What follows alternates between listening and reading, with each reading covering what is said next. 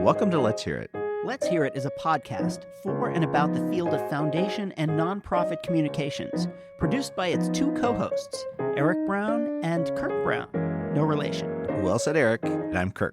And I'm Eric. The podcast is sponsored by the College Futures Foundation, which envisions a California where post-secondary education advances equity and unlocks upward mobility now and for generations to come. To learn more, visit collegefutures.org. You can find Let's Hear It on any podcast subscription platform. You can find us online at letshearitcast.com.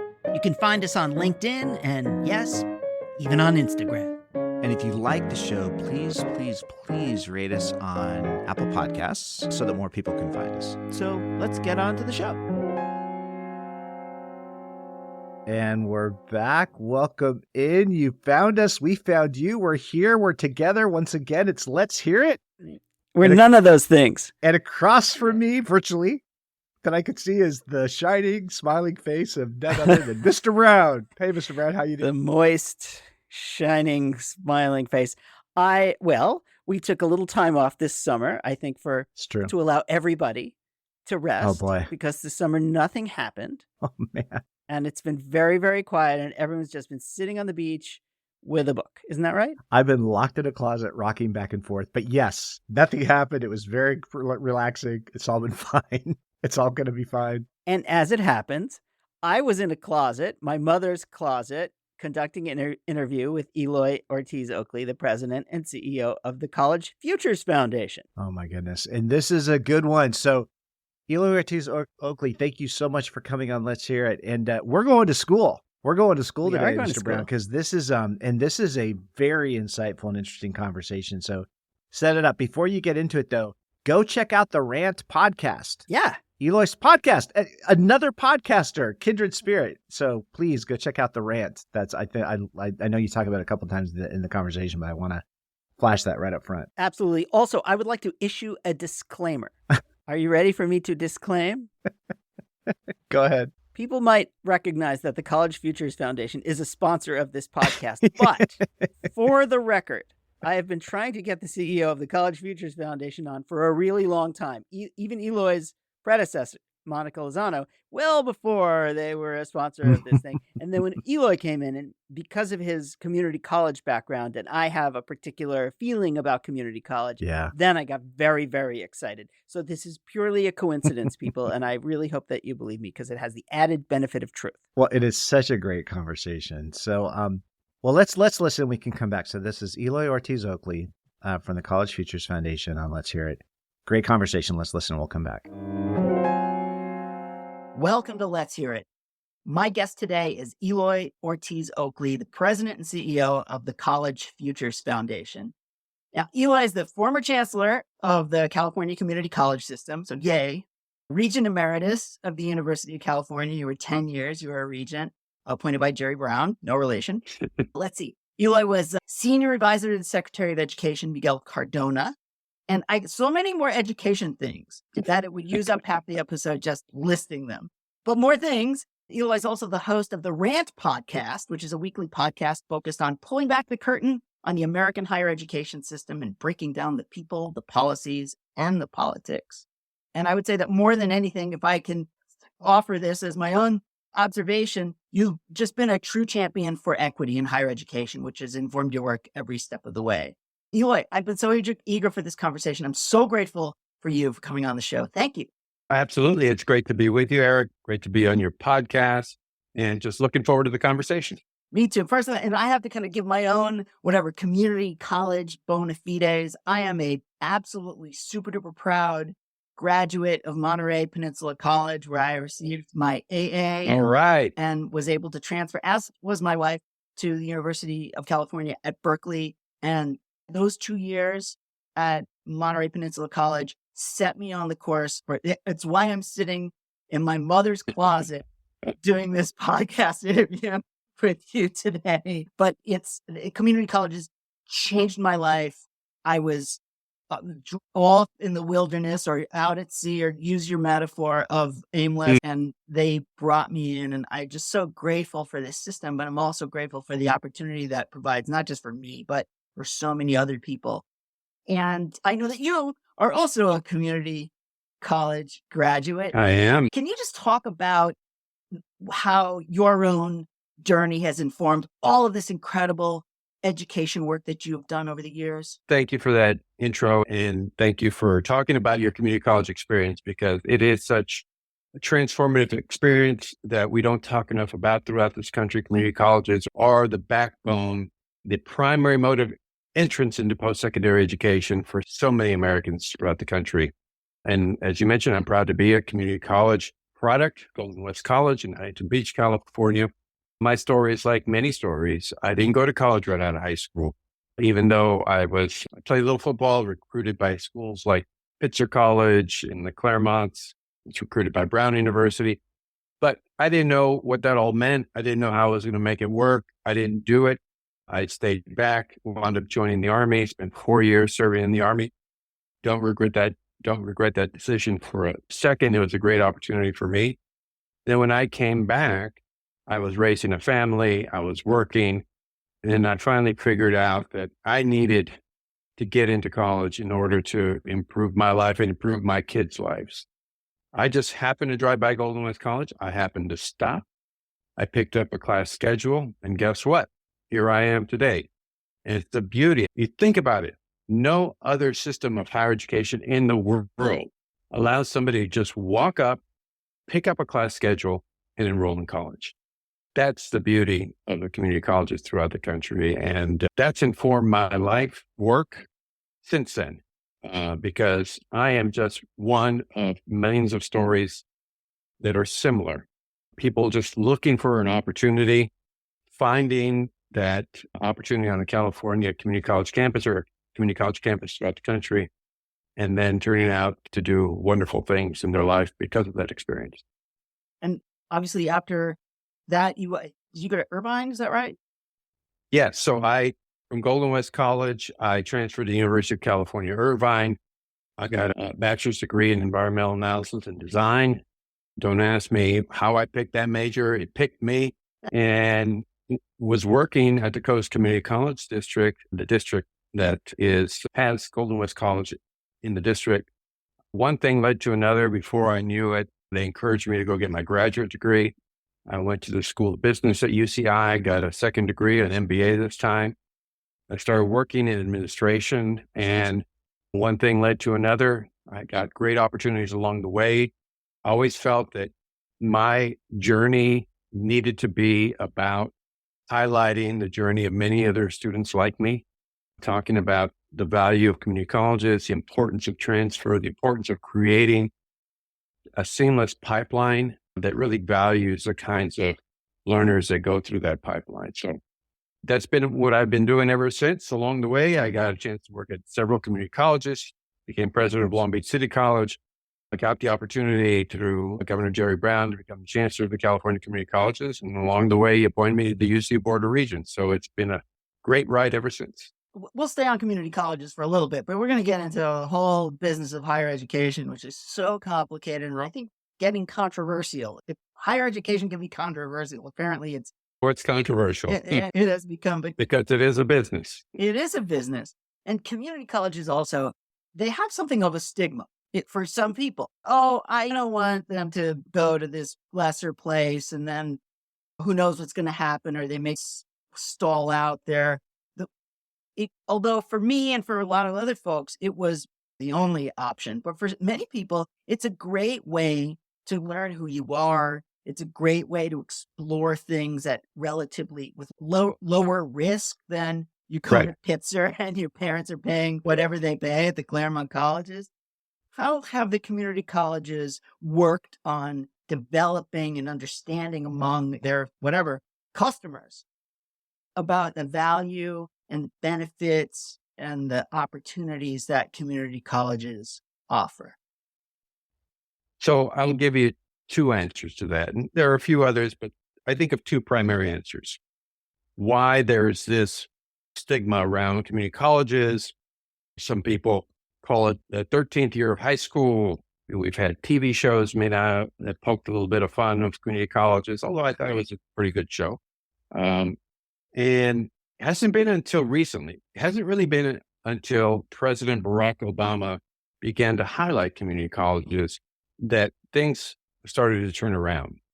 There's two primary reasons, I think, that we find ourselves in this situation. One is the colleges themselves, the administrators and the faculty, are a product of a higher education system across this country that prides itself on selectivity, that prides itself on rejecting more students than it admits.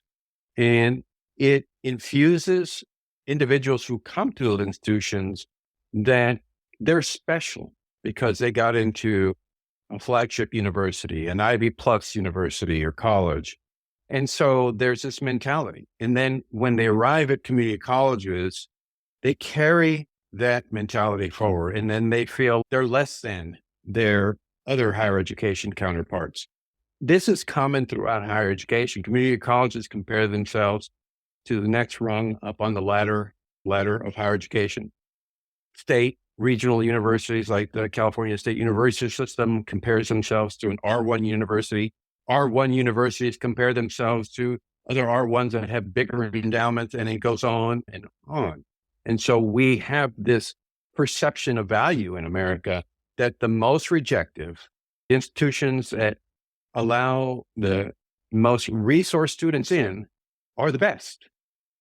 And so that bleeds into a community college, which has no entrance requirements, no admissions requirements. I literally walked on campus and enrolled in college. And so if you think about that, is part of this psychology in America, that if you're an institution that allows just anybody to walk in, you must be low quality. You must not be at the same standard as an Ivy Plus, which is completely ridiculous because the rigor of the instruction is as good, if not greater, at a community college. The work that faculty have to do at a community college, they actually have to teach. You think about when you went to university, how many faculty you actually saw versus teaching assistants. Faculty at community colleges know their students, know their challenges, and actually teach and get them into the ballpark so that they can show up at home plate and be able to play. So that's a primary reason. And the other is just the under-resourced nature of community colleges in America. I've had the privilege working at or serving at the most resource public institution in California and the least resource institutions in California, public institutions in California. And it is true that, the students that need the resources the most get the least. And that's just a function of the way we think about, again, the value of higher education and how policymakers, voters think about it as well. It's begun to change. I credit President Barack Obama for highlighting community colleges when he lifted the America's College Promise initiative, and community colleges have been highlighted as a greater and greater value today than ever before. And I think that's going to continue into the future. This notion of selective universities, which makes my blood boil, because they're not selective. What they are, as you said, they're exclusive and they're exclusionary. And what they're telling so many people is you don't belong, and under this mantle of being selective. And this notion of elitism is one of the things I think certainly you've been working on it. And anyone who's been working on equity throughout the nonprofit world has been looking at how do we create a new model, a narrative around what it means to belong. And certainly at community colleges, you are accepted. We accept you for who you are, what you've done. We understand that you're working probably several jobs. We're understanding that many of you have families. You're coming back from the Army, for example, or other things in your lives. And now we're going to try and fit all this in. That's an incredibly powerful set of skills that you need in order to be able to navigate that. And yet, what we say is, if you didn't go to some 4-year Ivy League university, you can't apply to this job, or we're not going to look at your resume as closely, or those sorts of things. And trying to create this narrative around inclusion and belonging feels it's right up the alley of community colleges, for people who are working so hard to deliver on this American dream. Exactly. I also, if I could do a little bit of editorializing, I think our own foundations and institutions and businesses have to model that as well. Yes. We have to look for people who come from these experiences because they're problem solvers, they're jugglers, they got plates spinning, they're good at stuff. They're great at stuff. And whether their parents could send them to Yale or not is not the point. Yes. And our institutions, particularly our foundations, and again, I have nothing against all my colleagues that went to Ivy Plus institution, but we tend to replicate, that same mindset because that's where we're looking for candidates for our work. And those experiences are further and further removed from the experiences of the people we're trying to help on the ground. So I think we need to always have a balance of ensuring that we're having people come from the highest level of institutions in the country, but also the highest level that have the diversity that we seek and diversity of individuals that we are trying to help as organizations. Okay, so now having been in the belly of the beast, if you want to call it that, as a chancellor of a community college, board of regents, and then running the community college system in California, now you're at College Futures Foundation, floating above the trees a little bit. You can see across the expanse, and you have these resources to try new things, to put your thumb on the scale, if you want to call it that. Where do you see the opportunity for philanthropy to play a role in bringing about this, I would say, change in how we think about higher education and and the value that it provides to students and their families? So the first thing I'd say is you have to begin the work understanding and having an appreciation for humility. An organization like mine, we are a California-only grant-making organization. We provide grants somewhere in the range of 20 to 21 million, depending on how the market's doing in any given year. When I was chancellor of the California Community Colleges, the California Community College budget was north of $8 billion. So even if I commit $20 million to the California Community Colleges for my organization, that is a drop in the bucket. So it's a drop in the bucket of how we think about using money to influence change. So the way we're approaching it, College Futures, is understanding our role and where we can have impact. And where we think we can have impact is how we think about changing the narrative about what post-secondary education should be all about. How we change the perception about value. For example, we recently published a report called Golden Opportunities, which measured the return on investment on all 292 Title IV eligible institutions in California. And it showed what you've already mentioned, which is community colleges, regional 4 years like the California State University system campuses do a great job of returning on investment for learners and their families.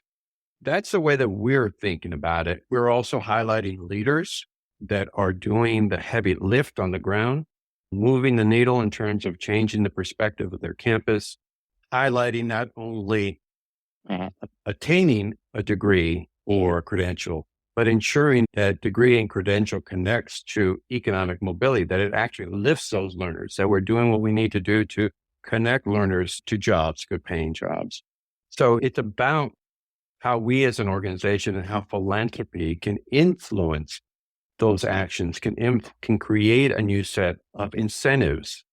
And we do that by highlighting leaders. We do that by publishing research, by publishing reports. We also do that by trying to influence the way policymakers think about value as well. And so philanthropy needs to work together on those fronts. No one philanthropy has enough money to put the dent in post-secondary education that we all, even organizations like the Bill and Melinda Gates Foundation, great organization, huge number of resources. They can't do it alone.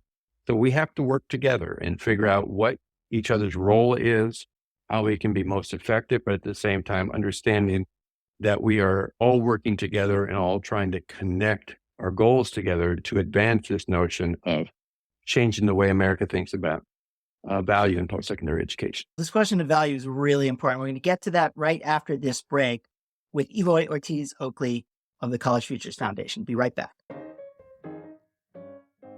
You're listening to Let's Hear It, a podcast about foundation and nonprofit communications, hosted by Eric Brown and Kirk Brown. If you're enjoying this episode, you may just be a rule breaker. Tune in to Break Fake Rules, a new limited series podcast with Glenn Galich, CEO of the Stupsky Foundation. Hear from leaders in philanthropy, nonprofits, government, media, and more to learn about challenges they've overcome by breaking fake rules and which rules we should commit to breaking together. We are also sponsored by the Conrad Prebys Foundation. Check out their amazingly good podcast, and we're not just saying that, Stop and Talk, hosted by Prebys Foundation CEO Grant Oliphant. You can find them at stopandtalkpodcast.com. And now, back to the show. Welcome back to Let's Hear It. My guest is Eloy Ortiz Oakley, the President CEO of the College Futures Foundation.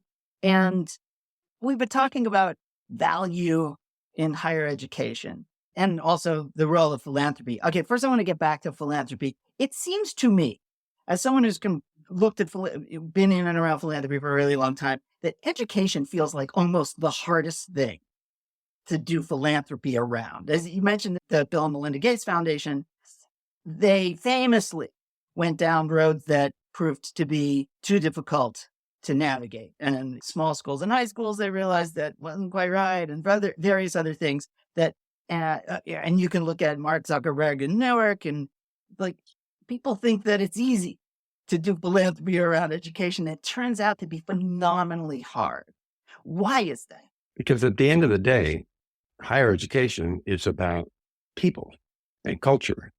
It's one thing to change a business process, to create greater profits by lowering costs in a business or increasing sales. In higher education, it is literally about changing the way educators think about their job, their roles, how they were taught to teach, what they were taught about learning, and introducing different ways of looking at how to support learners. So and our institutions are part of a history that's a couple of centuries old. We inherited our higher education system by our colleagues in Europe. There's a huge British influence in the way that we think about higher education. So removing all that culture, all that history takes time. And philanthropy, and I don't want to pick on any one philanthropy, but I think they normally begin with the premise that we can change this in over 5 years, maybe 10 years, and it proves to be more difficult. So in the example of the Bill and Melinda Gates Foundation, I think they were remarkably successful at beginning to change the narrative. They just didn't know that's what they were going to try to do. These collective efforts over time have an impact. You and I today are talking about value. That conversation began years ago and has taken time to work itself through and getting people to understand what we're trying to say, getting people to change the way they think about it. And then once that happens, then policymakers begin to make changes. Leaders begin to have a different perspective about what it means to lead an organization. And then you begin to see the change. So it's a much longer horizon than most philanthropy are comfortable with. But that's the reality of how you change big culture latent organizations like we have in higher education. There's this debate going on right now, and it's as hot as it can be about this notion of value for higher education. Should we just be training people to get a job? Are we just a jobs factory in higher ed? And like whatever happened to the love of learning and and learning to learn and this ability to just get information or knowledge, and maybe that's good enough. And given the high cost, given the time and the effort and the energy that you have to put in to achieve a degree, for example, where do you see the balance being struck? What is the role of these institutions? And what should we as a society and what should philanthropy as an institution be doing to try and get it right? So first of all, we as educators should be listening to the learners, and poll after poll, survey after survey, Gallup does a survey, America does a survey, lots of organizations do survey of learners. But year after year, learners are saying the same thing in greater and greater numbers. They see higher education as a means toward improving their economic and social mobility. Inherent in that is having that education allow you to enjoy a better career. enjoy greater wages, enjoy a greater lifestyle. So that's inherent. We can pretend that doesn't exist in higher education. We can pretend that at our own peril, because learners today have more agency than they ever had, and they're voting with their feet. Enrollment decline is a real thing. Private, nonprofit colleges and universities across the country are closing in greater and greater numbers. We see enrollment decline across the country. A big reason for that is learners questioning why they should go, because it's not, the value proposition isn't clear, the cost is high, and for them, it's too much risk. We, as educators, need to think about what the learner needs. We, as educators, know that the greatest value of what we offer them is this opportunity to learn more about themselves, to become better citizens. It's just hard to do all that if you don't know how you're going to make rent, if you don't know how you're going to pay for your next meal, if you don't know if you'll ever have the transportation you need, if you've got parking tickets piling up, you don't know how you're going to pay for all this. It's hard to be an active citizen when you're poor and starving. So that is the reality of learners today. And we as educators owe them the chance to improve their economic mobility, at the same time offering the opportunity to continue to learn over time, continue to come back to us so they can become more holistic citizens of this country and enjoy the benefits of fuller life because of all the things and all the benefits that higher education brings to them. But at the end of the day, they're coming to us for a reason. And the reality is almost all of our institutions market that if you come to us, you're going to have a more prosperous life. So we have to put our money where our mouth is and actually deliver that. It feels to me also like we're at this moment of like complete revolution in education. You're a trustee of the Western Governors University, which you have 100,000 students, 200,000, some. It's a big number. It's a non-campus university, students from all over the world. That feels like like an astonishingly democratic style of providing education that has great benefits and has trade-offs as well, for sure. But and then there's University of Arizona, which is everywhere and everywhere. Right. And then you've got these old style brick and mortar, less progressively designed or whatever, more classical places that feel to me like they're increasingly elite and perhaps increasingly marginal to the broader question of how do I get an education that provides for a value for the time, the effort, and money that I'm putting into it. Where do you see it shaking out, and what are the implications of that? So we have operated on a narrow band of the spectrum of higher education. We have operated historically that on this notion that if you're 18 to 24, that's the window where you have a chance to go to college, do your thing, live in the dorm, party, go to the football game. That's not the reality for the majority of learners in America. That's a minority, but we have this strange nostalgic notion that's the way it should operate. First, as I said, that's not the reality. The majority of learners in higher education today, over 60%, are working learners. They can't afford to have a full-time residential experience on a college campus. Two, the demand for skills and degrees in the workforce has increased over time. So you see a lot of adult working learners now seeking higher education, needing to access higher education because perhaps they didn't have a great experience at 18 and 19. They couldn't afford to go. They had a family, whatever the case might be. And so the implications are that we are heading toward a point where learners, anybody in the workforce has to reskill and upskill consistently, constantly. And so having access points to post-secondary education, regardless of where you are in life, is where we're heading, and that's where we should be heading. So in the case of Western Governors University, it is appealed to working learners, people who are already working, who need that next step It's a great opportunity. Campuses like Arizona State University have tried to democratize access to their campus, but you have limitations when you're a brick and mortar campus. But what ASU has done is gone online, used technology to reach more learners.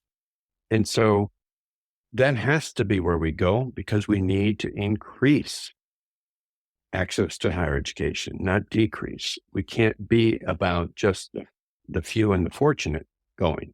We have to create a system where anybody can go, regardless of where they're at in life, because we know today that if we want to maintain a livelihood, a good wage, we're going to have to continue to gain access to education and skills throughout our lifetime. So what role does government have, or should we then make it easier for those types of institutions to provide that type of education? Or do we leave it to the marketplace to let it all shake out the way you think, the way we hope that it will? It's a little bit of both.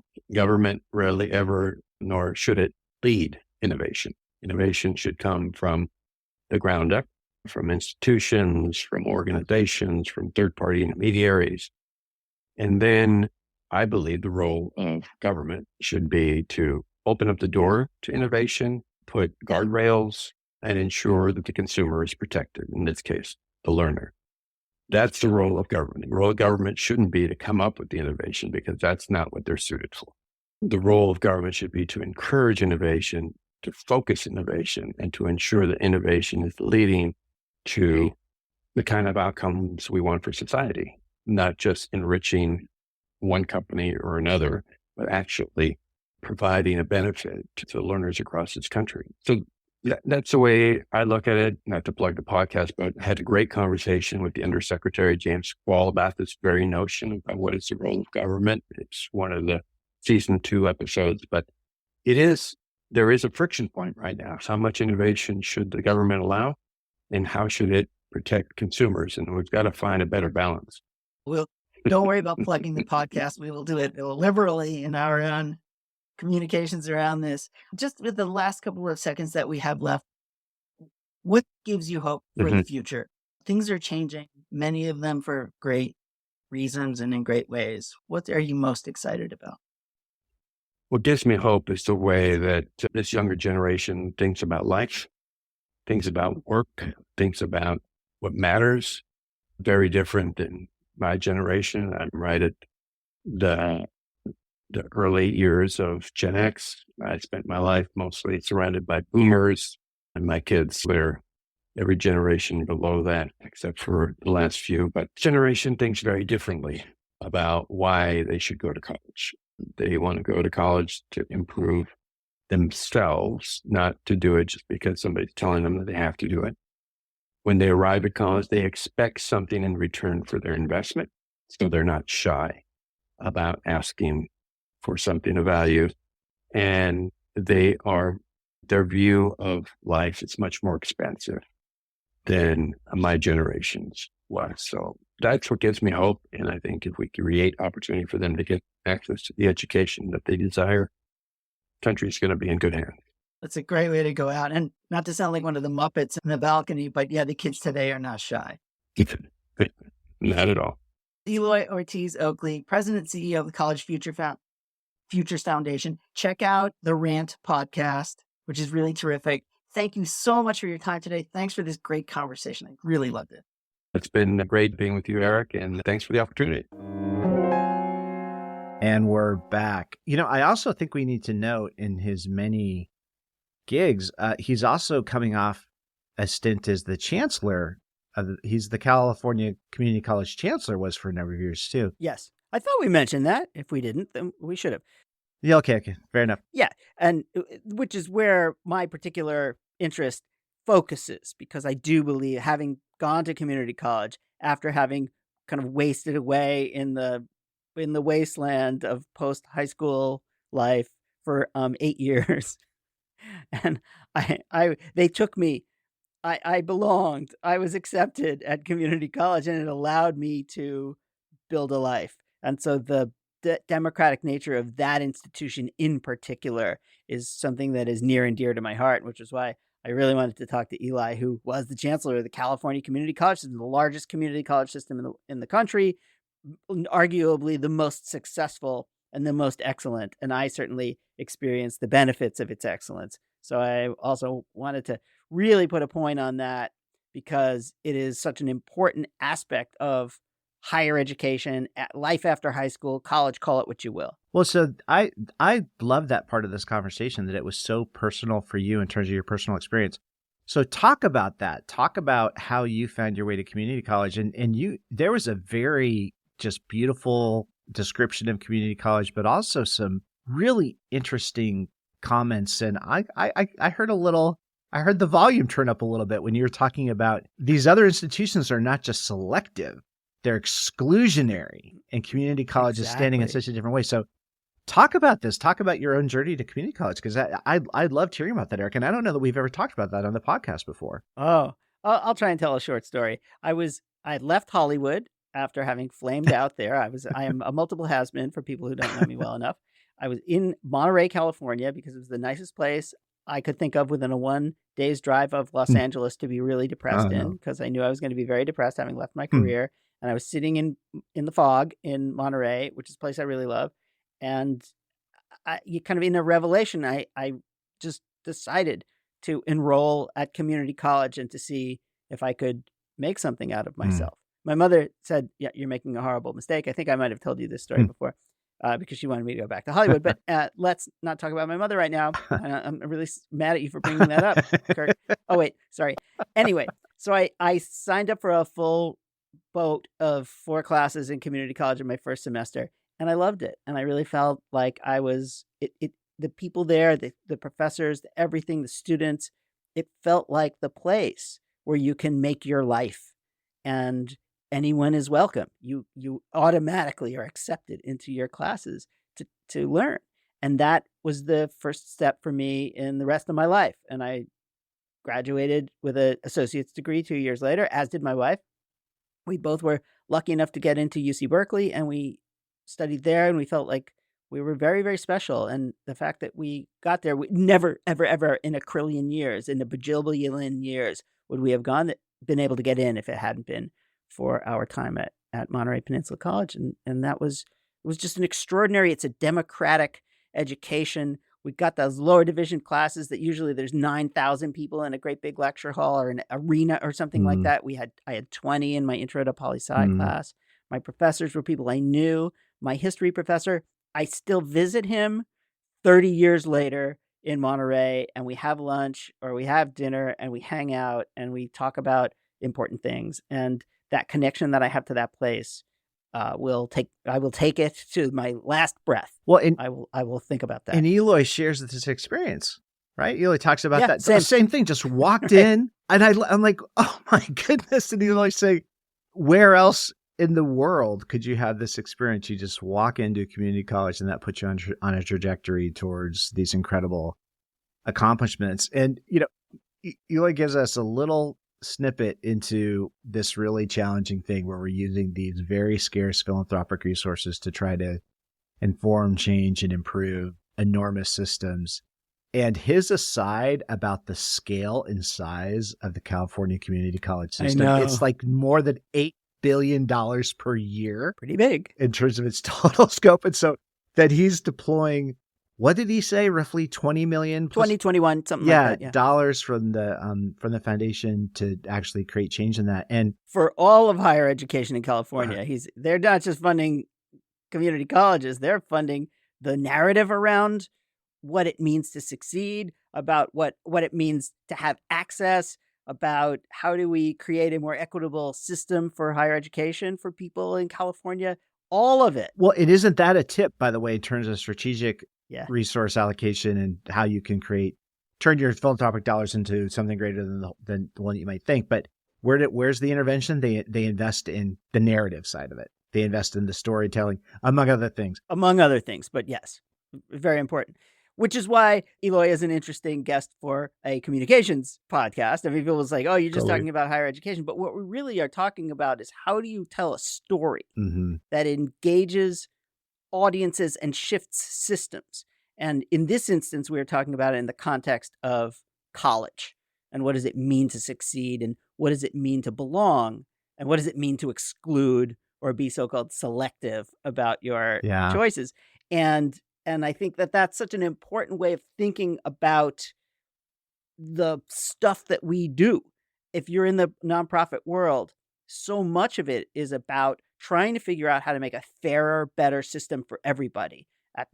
I think at the center of that is education. We all understand how important, how powerful an education is. And I think we also acknowledge that those resources are not fairly being distributed. And that's such an important part of all of our work. And that's why I thought that this would be a great example for how do you talk about communications in the context of social change, and in this instance, around college.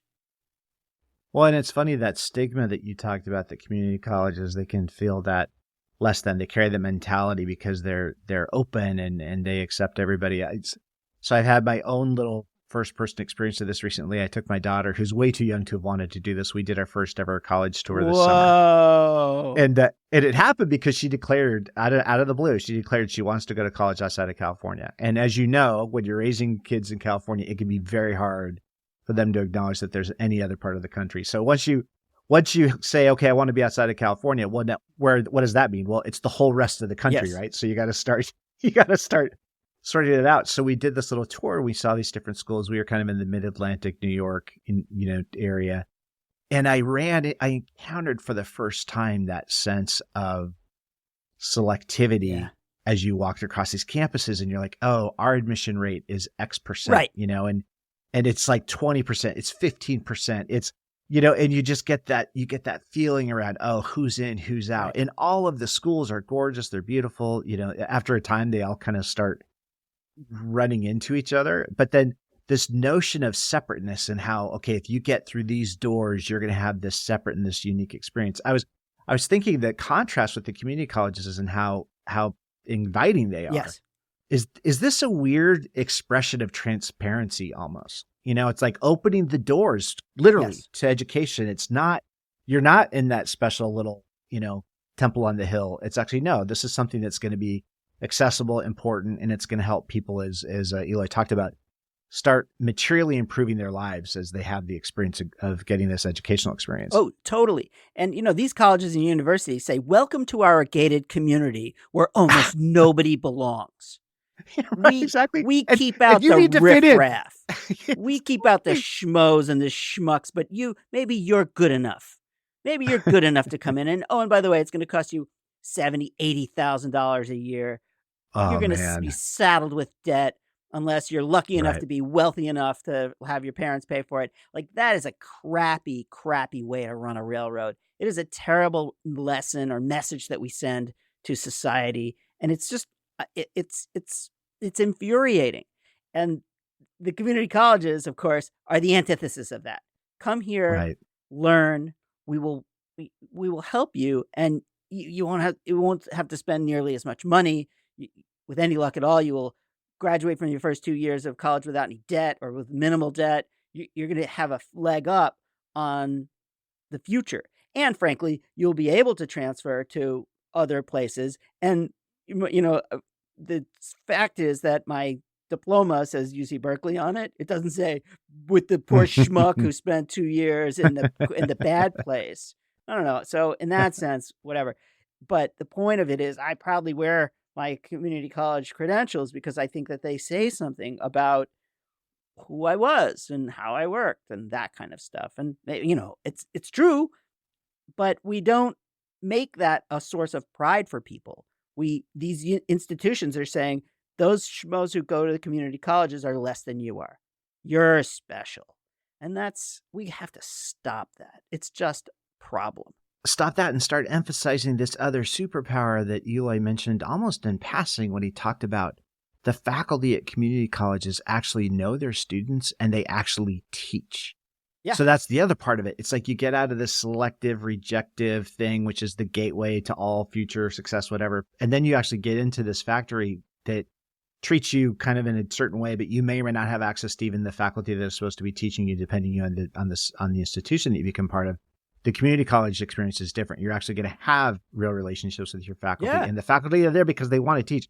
that feels like that's just an incredible superpower that runs throughout the entire community college system.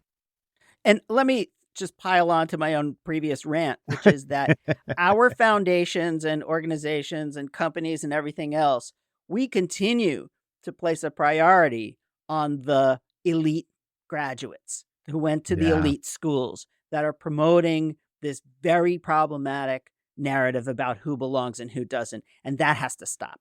We have to start understanding that people who worked their way through college, who didn't have the opportunity to go some fancy place, but got a great education from professors whose names they know, and they didn't get taught by TAs who are still popping zits, like those people are great. And they're going to make great employees. They're going to make great colleagues. They're going to make great grant makers. We have to start thinking about that in a completely different way. We have to build a demand for students who received a democratic education and who can help us learn about ourselves in more and different and useful and interesting ways.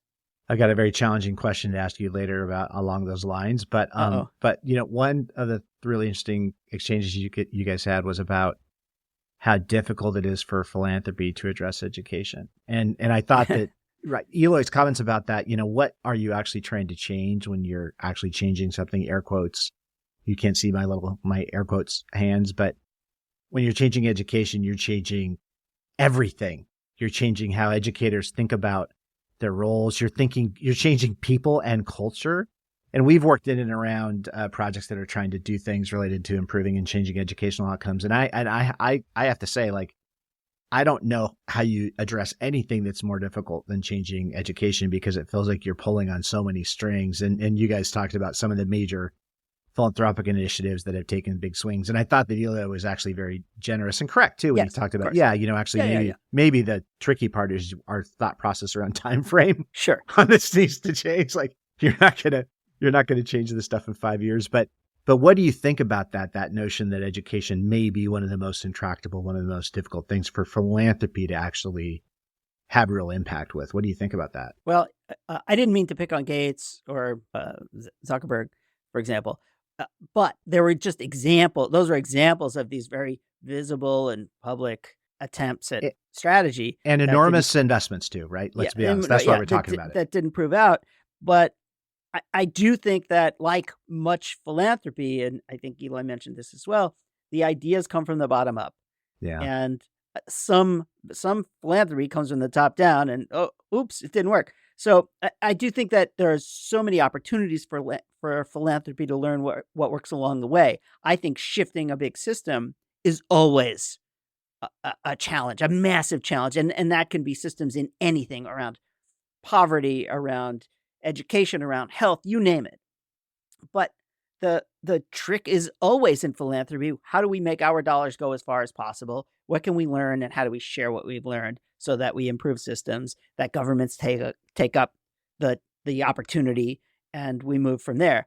And that is just the big question, the great big existential questions about philanthropy. And I think it is a particular challenge for education just because the system is so diverse and so large and very contextual. And it's very hard to make great big pronouncements about something that has so many components.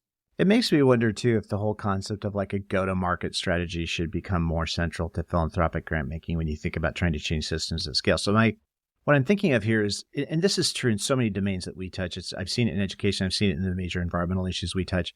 So there's a big emphasis within philanthropy because you're looking for system leverage. You're looking for places where you can get a lot of outcome for your dollars invested. So where you go to policy. Let's get some policies changing. Right. And so you get the policy thing to change. And I remember we were working years ago on some education stuff involving changing educational standards around the country. And it was succeeding. Like there were 40, 50 states, that adopted these standards. But there was no follow-on support for actually addressing the fact that thousands and thousands and thousands of people across all these different school districts were going to be affected. And that's from the parents to the students to the guardians to the educators to the administrators. And I remember reflecting back to the folks that were investing in that work saying, so you've succeeded. You've created 50 states worth of policy outcomes, which means you've spread 1 inch of gasoline across this entire country. And now your opponents are throwing matches, just waiting for something to catch. And sure enough, they finally threw enough in that something caught. And I think there's something, and it just makes the project harder when you think about, okay, well, we're going to get the policy changed, but then how do we come immediately behind that and deliver all the resources required to actually carry the policy through? But it almost feels like, sometimes we talk about if you're running some kind of organization, instead of 20% on communications and 80% on air quotes the work, it should be 80% in communications and 20% of the work. I wonder, if you're running these initiatives aimed at grading policy outcomes, it's like, well, whatever you spent on getting the policy, then be prepared to come behind that, like at 100x, maybe 100 times on, okay, now we have to serve as the shepherds and the shepherds and the stewards and the midwives for birthing this policy, because it feels like so often that's what happens. We win on the policy and then we get that crazy, back and forth because we don't put enough behind getting the implementation stuff done. I mean, what do you think about that? Well, first of all, I don't want any shepherds birthing anything unless it's sheep. But that's Fair. okay. I will stand behind your metaphor. And it sounds to me, Kirk, that you might be talking about the Common Core. I wasn't going to use the words. I don't want to. Is it possible? I don't want to pick any fights. I wasn't going to use the language. All right, I called it out. Anyway, the point is that policies don't like to stay changed. Yeah. And winning your victory is we have a tendency to declare victory and then move on to the next thing when we realize that we have to keep those policies changed. And that's a challenge. And you're right. It is both a rhetorical challenge and a political challenge and a movement building challenge. And it's all of those things. And you just have to stay in it. And one of the real, I think the great foundations are the ones who are persistent. They stay with the work for long periods of time and they anticipate all the problems that might arise. And they're there to defend them. So that's part of it. It's not just communications, but communications is really important. And you want to be able to build a narrative where people understand and have a similar feeling about the good thing that you're doing, a similar good feeling about the good thing that you're doing. And that's hard. So Eloy, who is clearly a profound thinker and an excellent communicator, used one of my favorite words on the podcast, which is humility. Got to be humble, said. And so here is my challenging question for you. Given your shared experience with Eloy and having gone to community colleges, having such a transformative and foundational experience, part of your own experience, should all foundation presidents, every single one of them, be required to attend community college? Should it be a requirement to be in the role? And I say that very knowingly, knowing the fairly elite pedigrees of some of the folks you've hung around. And I agree, like truly genius, luminary people. And yet, is this element, the humility, the sort of groundedness that would come from that experience? Because I have to say, in my own experience around this, there is so much depth of knowledge and understanding about what's actually happening in the world that flows through our community college system. And I thought it was even interesting, Eloy's comments about, we've got to listen to learners, and learners are viewing education as a means to improving lifestyles, getting better wages, like, seeing it as that stepping stone into improve economic mobility. Let's make sure we're addressing that. What do you think about requiring every foundation president in the United States of America to attend community college? Discuss. Okay, Kirk, there you go again. In the words of a non-elite college graduate president, there you go again. That's a reference that very few people will get, I hope. Yeah, I know, exactly. We are dating ourselves and then some with that one. But I do think, clearly not, but I do think that what my other rant holds, which is that we have to begin to recruit far more aggressively from the non-elite places, the people who actually had to, struggle and fight for their education, who got it in a more democratic way. I think that's really helpful. They bring perspectives into the work that other folks may not.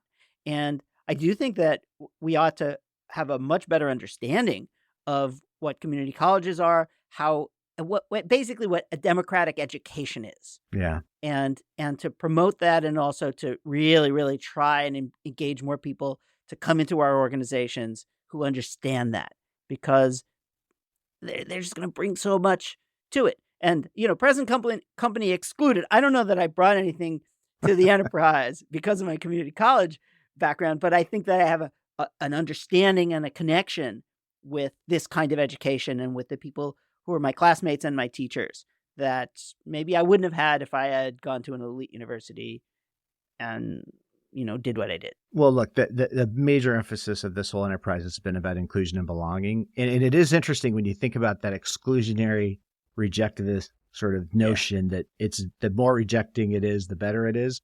So in theory, none of us are good enough. That's what that system says. None of us are good enough. That's right. But the community college system says, actually, no, we're all good enough. And not only that, we're all worth it. It's worth it to take these steps together. So I would argue, Mr. Brown, that actually that background has brought an enormous amount to this podcast, your career, and all the things you care about.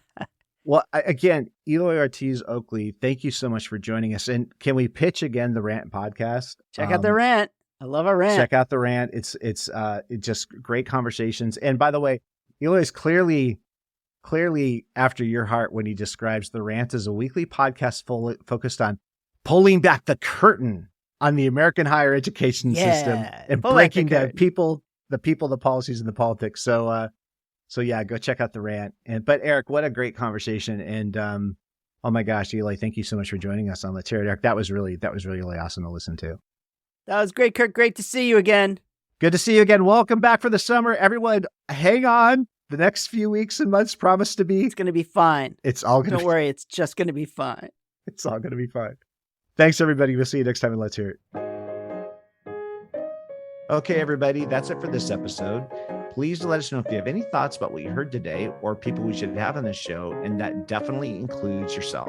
And we'd like to thank our indefatigable producer, Harper Brown, John Ali, the tuneful and inspiring composer of our theme music, our sponsor, the Lumina Foundation. And please check out Lumina's terrific podcast, Today's Students, Tomorrow's Talent, and you can find that at luminafoundation.org. We certainly thank today's guest and, of course, all of you. And most importantly, thank you, Mr. Brown. Oh, no. Thank you, Mr. Brown. Okay, everybody. Until next time.